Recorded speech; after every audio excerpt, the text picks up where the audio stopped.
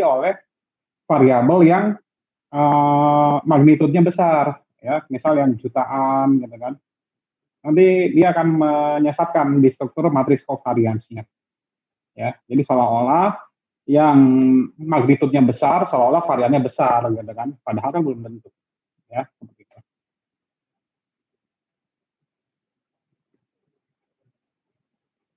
Oke, ada lagi?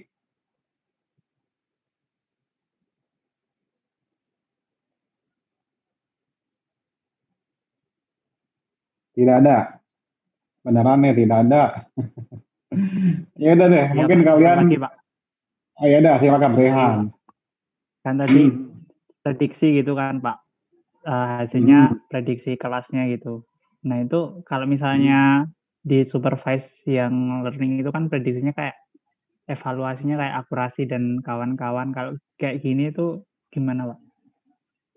Apakah Sama. ada evaluasi juga gitu? Iya, tetap sama ya. Karena kan diskriminan itu kan sebetulnya adalah bagian dari klasifikasi. Tapi sebetulnya dari secara terminologi analisis diskriminan itu hanyalah menjelaskan perbedaan. Itu yang disebut diskriminannya sebetulnya. Tapi ketika dia memprediksi, maka dia menjadi klasifikasi, gitu kan, analisis klasifikasi, gitu kan. Tapi sebetulnya yang disebut dengan analisis diskriminan itu adalah menjelaskan perbedaannya. Contoh di MANOVA, kita sudah jelas, sudah pastikan di MANOVA berbeda, kemudian untuk menjelaskan perbedaannya, ya pakai analisis diskriminan. Tapi analisis diskriminan bisa kita lanjutkan ke analisis klasifikasi, ya, dengan melakukan prediksi pada data baru. Fungsinya kan sudah punya kita, tinggal kita pakai buat prediksi. Nah, nanti analisis hasil prediksinya bagaimana ya? Sama seperti supervised learning lainnya. Ya, kita bisa akurasi, bisa apalagi presisi, kemudian spesifikasi, apa? Specificity, ya. Itu sama, ya, tetap kita gunakan analisis tersebut untuk menilai kualitas dari prediksi klasifikasinya, ya, tetap sama. Oke, tapi di sini saya ingin menjelaskan juga, ya. Jadi sebetulnya analisis diskriminan dengan analisis klasifikasi itu kadang dalam berbagai literatur itu tidak jelas batasnya, ya. Jadi saya juga tadi tidak bisa mengatakan bahwa dia hanya mampu hanya menjelaskan perbedaan itu diskriminan. Ya, tapi terkadang di beberapa literatur ya diskriminan itu ya sampai ke klasifikasi juga, gitu kan. Jadi sebetulnya batasannya itu nggak jelas, gitu ya. Jadi ya kita ikut saja, diskriminan itu bisa berhenti sampai menjelaskan perbedaan, bisa lanjut ke klasifikasi. Intinya seperti itu, ya, diskriminan. Oke, ada lagi?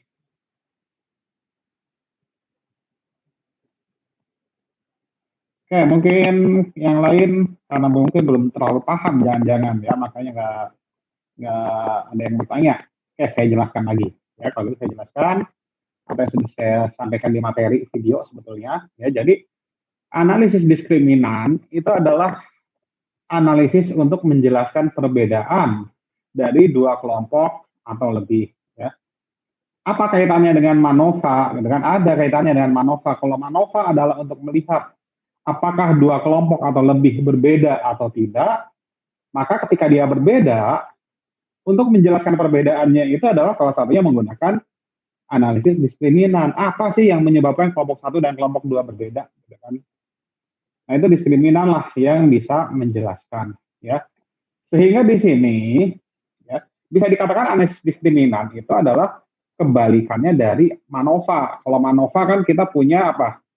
Y, ya, Y1, Y2, ada dua variabel katakanlah, atau P variabel, ya, sampai YP, di mana Y1, YP ini adalah sebagai dependent, ya. Kemudian independennya kita punya katakanlah kalau MANOVA one way kita hanya ada punya satu, ya.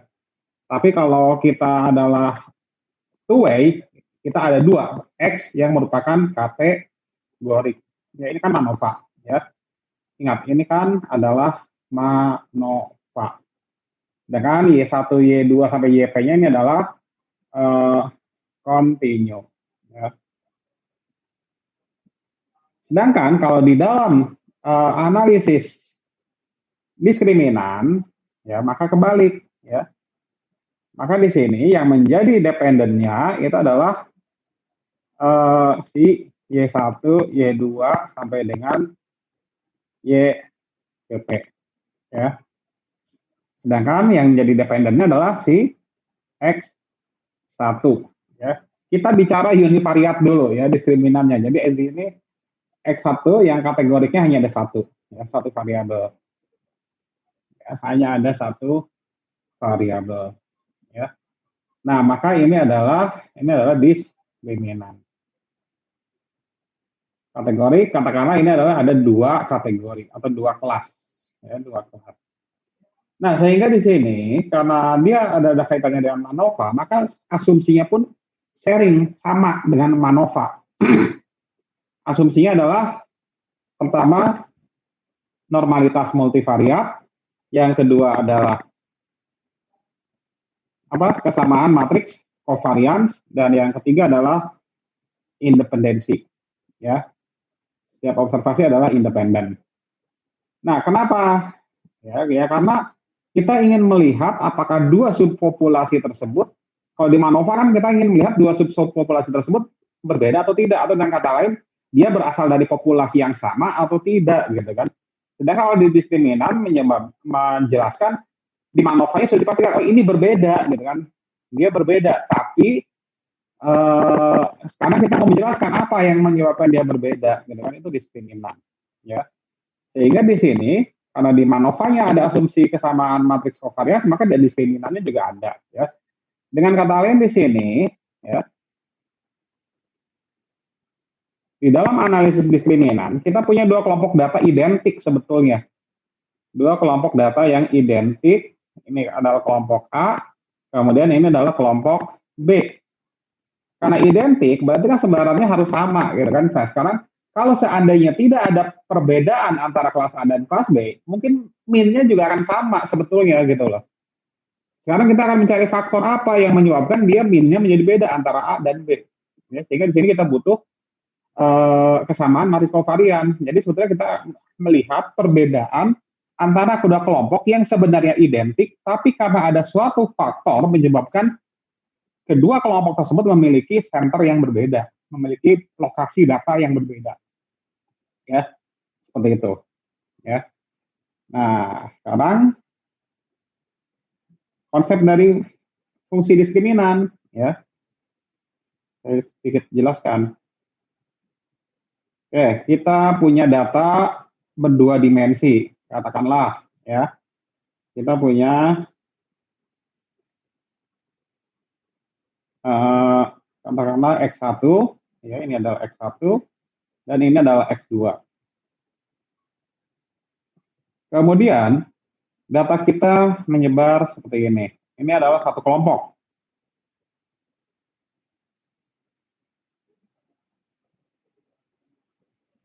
Kemudian kita akan punya kelompok lain, kelompok 2.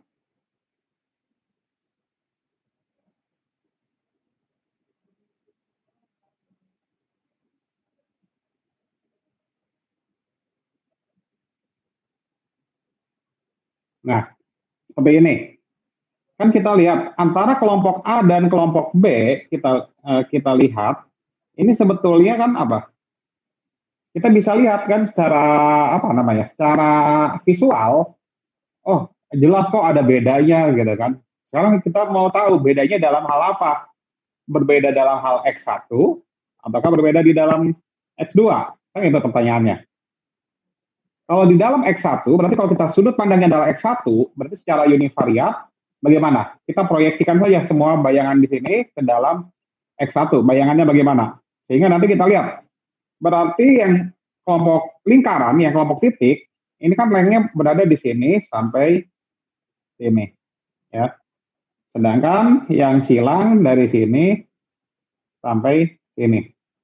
Atau kalau misalnya mereka adalah berdistribusi normal, kira-kira fungsi padat peluangnya adalah sebagai berikut. Ini kelompok A dan ini adalah kelompok B. Ya.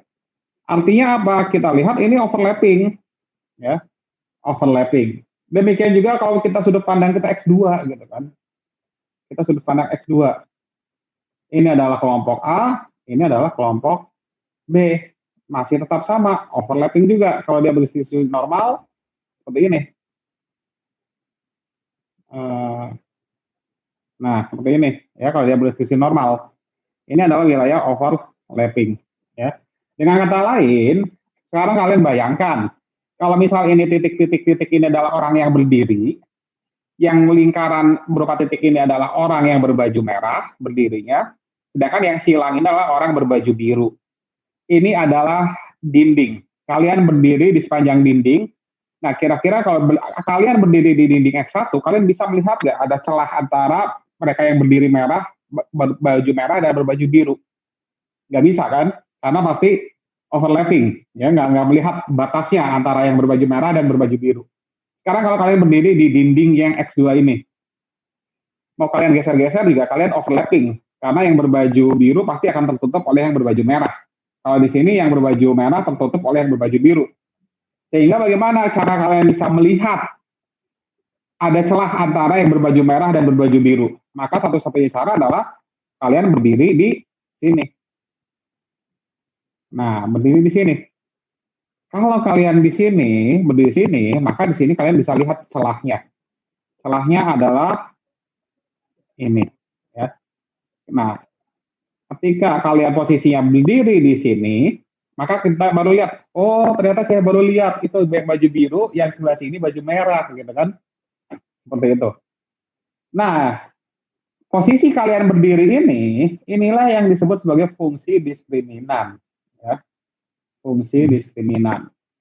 Ya, di mana fungsi diskriminan itu adalah suatu dimensi data baru, ya, suatu dimensi data baru, ya, di mana pada dimensi baru tersebut kita bisa mampu membedakan antara kedua kelompok, ya, mampu membedakan antara kedua kelompok, ya. Nah, di sini, ya, dimensinya pasti akan lebih rendah daripada kan dimensi data asli. Dimensi data asli kan 2 dimensi, ya. Tapi ketika kita gunakan dimensi ini 1 dimensi, kita bisa lihat, ya. Jadi tujuan analisis diskriminan itu adalah melihat perbedaan dalam dimensi sekecil mungkin sebetulnya. Di sini ini 1 cukup, ya, 1 dimensi cukup untuk melihat perbedaan, ya. Nah, sekarang bagaimana kalau misal ada 3 kelompok? Misal di sini ini baju merah, di sini baju biru, kemudian saya tambahkan yang bentuk segitiga di sini. Ini adalah kelompok baju hijau. Nah, seperti ini. Kelompok baju hijau di sini sebagaimana? Berarti ketika kalian berdiri di sini, kalian mampu membedakan antara kelompok merah dengan kelompok biru. Tapi kalian tidak bisa membedakan yang kelompok hijau. Kelompok hijau pasti akan ketutup sama yang baju merah dan baju biru. Sehingga di sini ketika ada 3 kelompok, ya berarti kalian butuh dimensi lebih dari 1 untuk melihat perbedaan ketiga kelompok tersebut. Berarti saya butuh bantuan 1 orang lagi untuk mengidentifikasi. Berarti saya tambahkan di sini, dimensi di sini, sehingga kalau dimensi di sini, orang yang kedua berdiri di sini, maka dia bisa melihat perbedaan. Oh, ini adalah yang baju warna hijau, yang ini adalah baju lainnya, ya selain hijau. Ya. Sehingga kalau misal mengidentifikasi si di sini yang berdiri di sini, ya, yang berdiri di sini, maka si fungsi 1 akan mengidentifikasi. Oh, pokoknya dia dia bukan kelompok merah, dia bisa jadi antara biru dan hijau, karena dari posisi dia berdiri nanti di sini dia nggak terlihat kan. Oke, tolong orang kedua, menurut kamu dia biru atau hijau? Orang kedua akan mengecek di sini. Oh, dia hijau ternyata, gitu kan. Nah, itulah si fungsi 1 dan fungsi 2 ini bekerja sama untuk bisa membedakan, gitu kan, antara kelompok-kelompok tersebut. Sehingga di sini, ya makanya banyaknya fungsi itu nanti tergantung dari kemampuan dari masing-masing fungsi untuk menjelaskan keragaman di dalam datanya, ya. Kalau fungsi 1 ini masih dia menjelaskan keragaman datanya masih terlalu rendah, berarti kita butuh fungsi kedua, ya. Butuh fungsi kedua. Nah, dalam praktek hari ini kita hanya cukup yang fungsi fungsi tunggal saja, ya, diskriminan tunggal. Mungkin nanti pertemuan berikutnya kita akan bahas yang fungsi diskriminan yang ganda, ya. Tapi di sini gambarannya, ilustrasinya ya, yang dimaksud dengan fungsi diskriminan. Jadi istilahnya kita mencari satu dimensi data baru di mana kita bisa melihat perbedaan antar kelompok. Di mana dimensinya itu akan kita pilih serendah mungkin, gitu kan? Kita akan pilih serendah mungkin. Nah, ini masih yang sederhana, ya yang kita bahas ini masih sederhana, ya. Nah, fungsi diskriminan yang advance-nya ya lebih lengkap, lebih jauh lagi, yaitu misal yang non-linear. Selain yang non-linear, yang bagaimana lagi? Yang menggunakan kernel, ya, yang menggunakan kernel. Kernel itu apa? Kernel itu adalah menambah dimensi, ya, menambah dimensi. Menambah dimensi itu artinya apa? Kalian mungkin kalau di KS kan kalian sudah tahu kan kernel, ya. Kalau misal datanya seperti ini, kemudian di sini tengah-tengah, untuk melihat perbedaannya bagaimana? Kalian tambahkan kernel, yaitu dimensi yang ketiga, ya, di mana sisi lang ini berarti dia naik di atasnya, sehingga kita bisa temukan batasnya, ya. Itu kan kernel, ya. Tapi dalam contoh ini kita hanya akan bahas yang linear diskriminan saja, ya, yang fungsi tunggal dan fungsi ganda, ya. Oke, tapi konsep intinya itu seperti itu tadi yang sudah saya jelaskan, ya. Ibaratnya kita ingin melihat ini yang baju merah, ini yang baju biru gitu loh, ya. Konsepnya itu adalah diskriminan. Oke, ada yang mau tanyakan? Silakan.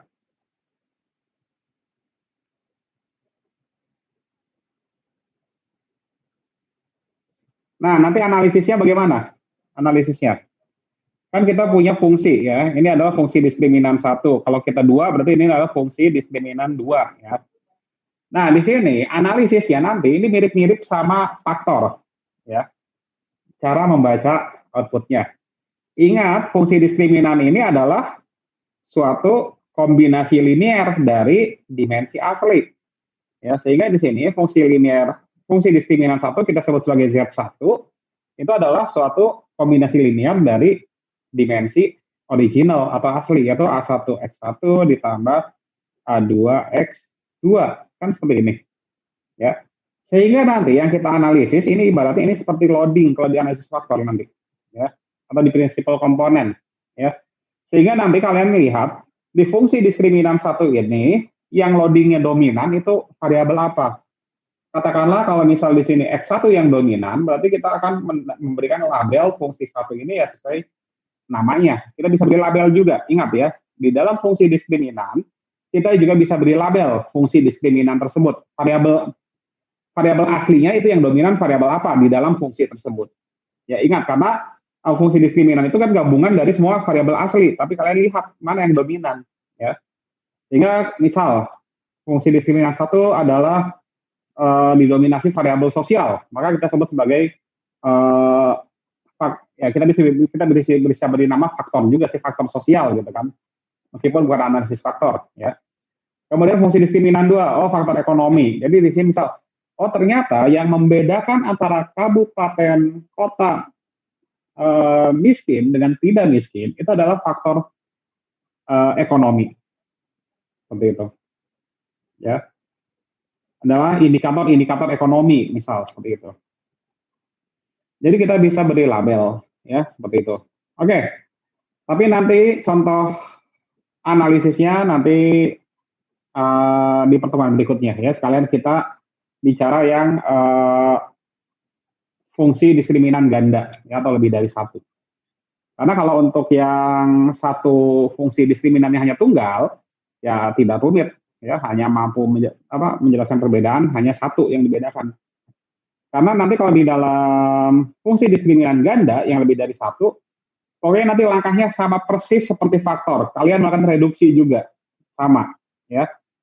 Kan tujuannya adalah menjelaskan perbedaan dalam dimensi yang sekecil mungkin. Berarti kalian harus ya pilih.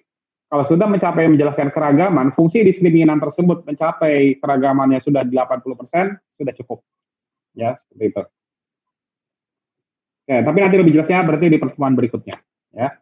Oke, silakan yang mau bertanya. Pak, izin bertanya, Pak. Silakan, Rehan. Kalau yang apa tadi kan ada asumsinya itu kan, Pak. Nah, itu ngujinya itu per variabel atau per grupnya, terus pakai uji-uji gitu nggak, Pak? Atau gimana? Oh, Kan untuk yang normalitas ganda. Sama Ya, linearitas kayak gitu. Ya, di sini kan linearitas kan sebenarnya dimaksud dengan fungsi diskriminan linear itu bukan berarti datanya yang linear loh, tapi adalah fungsi diskriminannya yang linear, ya. Jadi kita tidak perlu menguji linearitas dari datanya. Kalau misal nanti kita lihat pakai fungsi diskriminan linear, ternyata masih tidak mampu membedakan, maka kita bisa menduga berarti fungsi diskriminan kita mungkin bukan linear gitu. Ya, seperti itu. Jadi yang penting itu adalah menguji normalitas multivariat. Nah, uji normalitas multivariat ya kalian bisa lakukan secara multivariat, bisa juga lakukan secara pairwise ya bivariat ya dengan melihat QQ plot, atau ya bisa juga uji univariat satu persatu.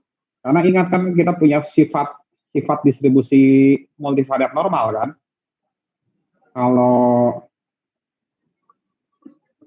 Kalau suatu multivariat adalah normal, pasti setiap subsetnya adalah normal gitu kan.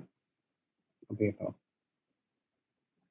Oke, kemudian kalau matriks kovarian ya jelas multivariat kan kita bicara juga matriks kovarian, kesamaan matriks kovarian ya, bukan kesamaan varian ya, tapi kesamaan matriks kovarian. Kenapa harus sama matriks kovariansnya? Yaitu tadi kan gambarannya adalah pokoknya kelompok A dan kelompok B itu sesuatu yang identik sebetulnya gitu kan. Identik itu ya berarti ya strukturnya sama, struktur variasi kovariasinya sama gitu kan. Hanya sekarang kenapa kok bisa letaknya berbeda? Kan min itu kan kita bicara letak data kan, min itu ya, lokasi data kan, sentroid itu. Nah sekarang apa sih yang menjawab sentroidnya malah beda? Padahal ini data harusnya identik gitu kan. Seperti itu. Jadi kalau ketika matriks kovarian sudah beda, maka itu mah nggak perlu dijelaskan. Ya karena variasinya beda, ya wajar lah kalau minnya beda gitu kan. Seperti itu. Ya. Jadi di sini ya harus ada kovariasi yang sama, karena secara logika kan kita melihat kalau dia sesuatu yang identik tapi ternyata beda, berarti kan harus ada sesuatu. Kalau dari awal dia struktur kovariasinya sudah beda, ya memang wajar kalau minnya beda gitu kan, nggak perlu dicari gitu kan, seperti itu, nggak perlu dicari penyebabnya. Nah, uang kovariasinya saja beda gitu kan, seperti itu. Baik Pak, terima kasih. Oke, ada lagi, silakan.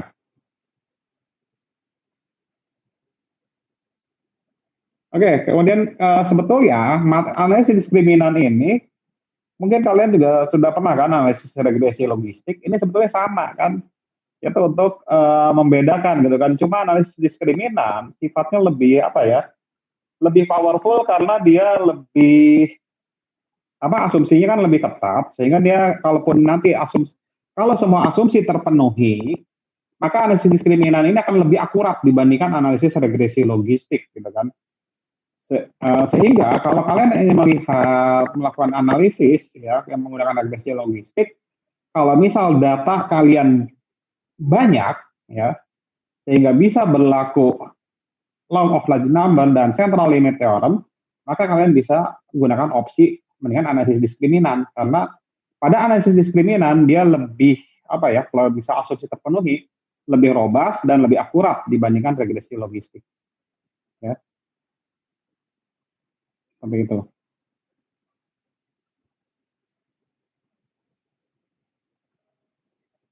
Kemudian juga, tapi untuk analisis diskriminan ini ya itu butuh X-nya continue, ya beda kalau di logistik kan bisa kategori, ya.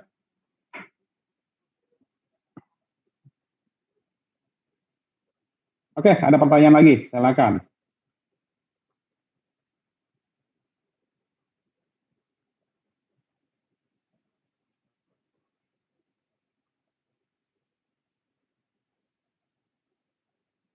Tidak ada.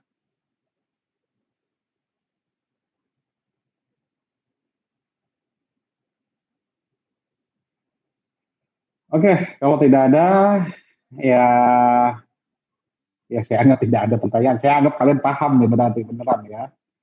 Jangan sampai nanti pas ujian ternyata malah salah-salah lagi jawabnya. Ya.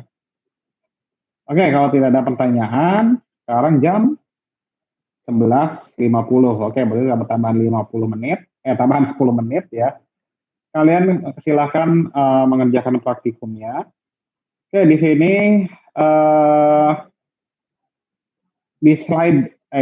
di modul praktikum sudah saya berikan di Classroom, saya tambahkan di Classroom ya, tadi saya edit di yang tadi Classroom yang tadi sudah saya masukkan modul praktikum. Di situ modul praktikumnya pertama ada cara manual, kemudian ada cara menggunakan function ya. Nah, di sini ada sedikit PR, saya mohon untuk kalian mengkaji gitu kan.